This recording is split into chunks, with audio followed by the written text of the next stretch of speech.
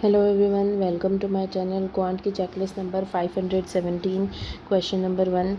The ratio of present age of A to that of B is 3:7. After 4 years, the ratio of age of B to A is 23:11. If the present age of C is 3 years or more than B, find the sum between the age of C 7 years ago and age of A 6 years hence. तो A और B का ratio दे रखा है 3:7. फिर 4 years के बाद में B से ए का रेशो 23:11 दे रखा है. तो सबसे पहले इनका डिफरेंस चेक करेंगे. 4 इसका डिफरेंस है, इसका डिफरेंस 12 दे रखा है, तो डिफरेंस को सेम करेंगे, इंटू 3 कर देंगे, तो ये आ जाएगा 9 और ये हो जाएगा 21.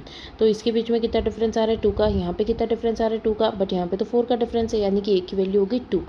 ए की वैल्यू 2 है, यानी कि 18 ईयर्स ए की एज है. तो इसका 2 टाइम्स करेंगे तो 42 ईयर्स बी की एज है. तो सी की एज भी आ जाएगी जो कि 3 ईयर्स मोर है बी से, तो ये हो गई 45 एज. देन दे रखा है कि सी की एज 7 ईयर्स पहले, तो 45 माइनस 7 कर लेंगे, तो ये आ जाएगी 38 सी की एज.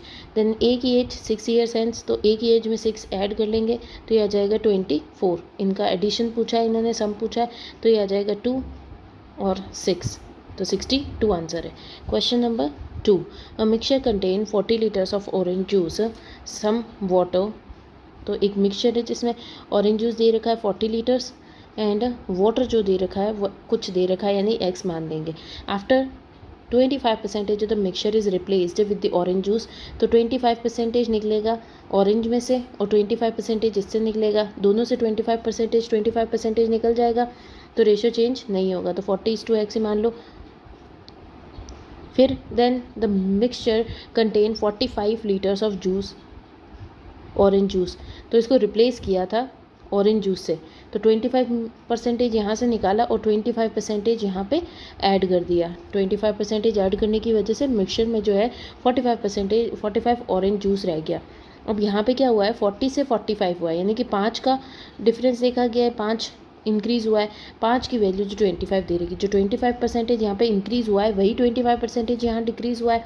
तो ये 25% जो है 5 के इक्वल है, तो ये हो जाएगा 5 इक्वल्स टू एक्स का 25% है, जो कि हो जाएगा 5 से कटेगा 5 ज़ा और ये कटेगा 20 ज़ा, तो एक्स की वैल्यू आ जाएगी 20, यानी कि स्टार्टिंग में वाटर जो था वो 20 था. Question number 3. Curved surface area of cylinder is 1056 centimetre square. Radius of cylinder is 12 centimetre. तो कर्व्ड सरफेस एरिया क्या होता है, 2πRH इक्वल्स टू 1056. रेडियस दे रखी है अपन को, तो 2 इंटू 22/7 इंटू रेडियस दे रखी है 12 इंटू हाइट इक्वल्स टू 1056. तो इसको कट कर लेंगे, ये पहले कटेगा 2 टाइम्स, 11 से कट करेंगे, 9 ज़ा 6 ज़ा, फिर ये कटेगा 12 से डायरेक्टली कट रहा है 8 टाइम्स, फिर ये 2 और 2 4 से कटेगा 2 टाइम्स, तो हाइट आ जाएगी 14. देन दे रखा है if the radius of circle and height of cylinder is 3:2. तो 3 और 2 ये हाइट है और ये रेडियस है. अगर हाइट जो है वो 14 है, यानी कि इसका 7 टाइम्स है, तो इसका भी 7 टाइम्स रेडियस आ जाएगी, यानी कि 21 रेडियस आ जाएगी. Then find the area of circle. Circle का एरिया क्या होता है, πr².